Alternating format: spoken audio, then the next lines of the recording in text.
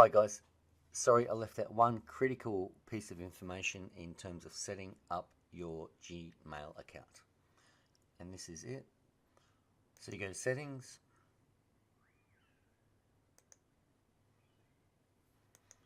like before, enable pop for all mail, save, and then the next part,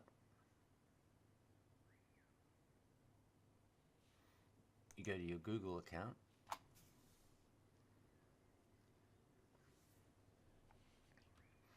then security, and scroll down till you see less secure apps.